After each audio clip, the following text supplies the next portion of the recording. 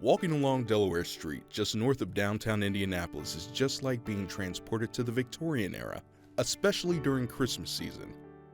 But one home harbors history above any of its neighbors: the Benjamin Harrison Presidential Site. Benjamin Harrison was the 23rd President of the United States. Some call him America's Hoosier President. So he was the only president elected from the state of Indiana. While he was not a Hoosier by birth, he was a Hoosier by choice. He was actually born in Ohio, but came to Indiana as a young lawyer and was starting to build a reputation as a lawyer when the Civil War broke out. At the time, you could hire a surrogate, but he was very involved civically, and Governor Morton actually had a conversation with him, letting him know about President Lincoln's call for more soldiers from Indiana, and Harrison volunteered. He said, "If I'm needed, I will go." And so, of course, young family, 2 small children, no promise of future prospects, but really recognized that duty as a citizen to go to war in support of the things that he valued most. And so when you're looking at a place like this and thinking about why it deserves additional recognition, why somebody should be memorialized in this way, it's not just about their service as a president.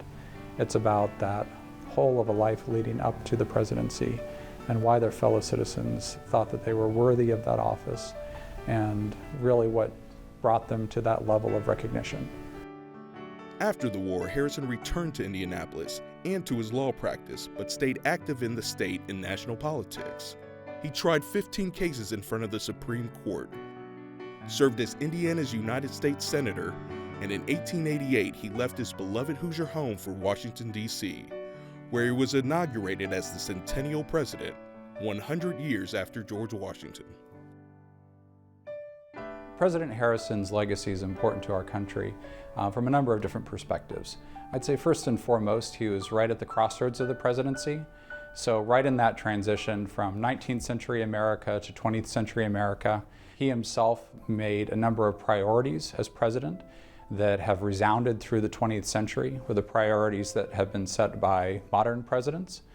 He was very interested in conservation and actually called for and signed the Forest Reserve Act, and was able to use that to set aside 13 million acres of federal land. He also was very focused on African American voting rights and civil rights, and so he actively sought legislation that would have protected it. And it wasn't really until the Civil Rights Act that full vision came to be. But that was a priority that he had set forward. The turn of the century created many unique challenges that Harrison tackled throughout his presidency. Facing an aging population of Civil War soldiers, he established benefits for disabled veterans and their families, opened Ellis Island to manage rapidly increasing immigration, and passed the nation's first antitrust laws, and dramatically expanded the United States Navy. But his no-holds-barred approach to change took a toll on his reputation. People would characterize Harrison as icy or cold, but for those that knew him and for his family, they described him as a very warm, caring family man. That's really evident in the interactions with his children and with his grandchildren. That's especially highlighted, I think, in his time in the White House. He and his wife Caroline were the first to have a decorated tree in the White House. And Benjamin Harrison himself dressed up for his grandchildren as Santa Claus. You can imagine this as being a very touching scene.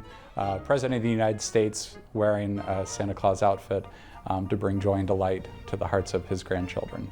So we bring some of those great stories and traditions into our retelling of the Harrisons and being able to share that greater Harrison legacy. When Harrison's wife Caroline died in 1892, Harrison's daughter assumed the role as First Lady. Her children became instant celebrities. When Harrison failed to secure the second term, he moved his family back to Indiana, married and had a child with his second wife, Mary Dimmick, and returned once again to his law practice. He continued to live in Indiana and to live in this house until his death in 1901. The house itself was built in 1874, and the Harrisons moved in 1875.